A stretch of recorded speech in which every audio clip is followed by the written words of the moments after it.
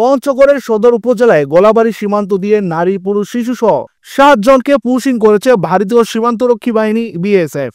শুক্রবার ভোরে উপজেলার অমরখানা ইউনিয়নের গোলাবাড়ি সীমান্তের মেন পিলার 743 এর 1 নম্বর সাব পিলার এলাকা দিয়ে তাদের বাংলাদেশে পুশিং করে ভারতীয় সীমান্তরক্ষী বাহিনী বিএসএফ এর 46 ব্যাটালিয়নের বালাচান ক্যাম্পের সদস্যরা।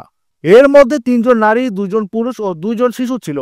জিজ্ঞাসাবাদে জানা যায় তারা সকলেই বাংলাদেশি, বাংলাদেশের নড়াইল যশোর এলাকার বাসিন্দা। তারা আটককৃতদের পঞ্চগড় সদর থানায় হস্তান্তর করা হবে বলে জানায় পঞ্চগড় সদর থানার ভারপ্রাপ্ত ওসি। অদ্য ভোর 5টার দিকে উমরখানা বিজিবির সদস্যগণ প্রহরীকালে ভারত থেকে পুশিং করে 7 জন ব্যক্তিকে তারা উদ্ধার করে তারা আমাদের থানায় বুঝিয়ে দেয় জিডিমূলে। আমরা জিডিমূলে তাদের গ্রহণ করেছি এবং তাদের থাকার জন্য সদর উপজেলার নির্বাহী কর্মকর্তা মহোদয় সদর ইউনিয়ন পরিষদে তাদের থাকার ব্যবস্থা করেছেন। আপাতত সেখানেই থাকবে। তারা পরিবারের সাথে যোগাযোগ করা হয়েছে, পরিবারের লোকজন এসে তাদেরকে আমরা জিডিমূলে হস্তান্তর করি। পুশিং হওয়াদের মধ্যে 2 জন শিশু, 3 জন মহিলা এবং 2 জন প্রাপ্তবয়স্ক পুরুষ আছে।